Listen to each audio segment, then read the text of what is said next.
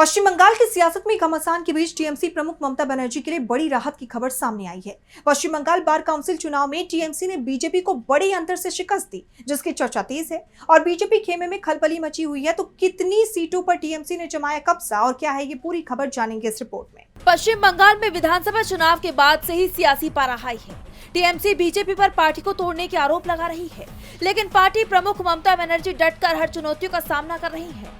इस बीच अब ममता बनर्जी की पार्टी को बार काउंसिल चुनाव में बड़ी कामयाबी मिली है। पश्चिम बंगाल बार काउंसिल चुनाव में टीएमसी ने बीजेपी को बड़े अंतर से हराते हुए अपनी पकड़ बरकरार रखी है। बार काउंसिल की 25 सीटों में से 23 सीटों पर चुनाव हुआ था। नतीजों में टीएमसी ने 15 सीटों पर जीत दर्ज की। वहीं बीजेपी के खाते में सिर्फ 3 सीटें आई।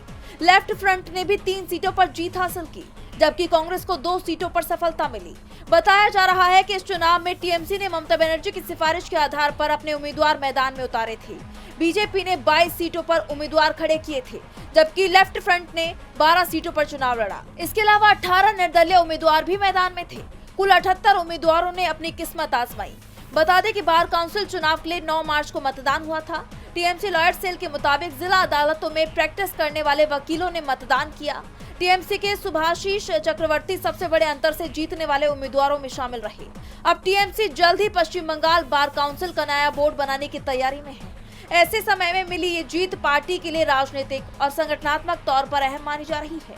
हालांकि इस नतीजे को विधानसभा की राजनीति से सीधे जोड़ना कितना सही होगा, ये आने वाला वक्त बताएगा।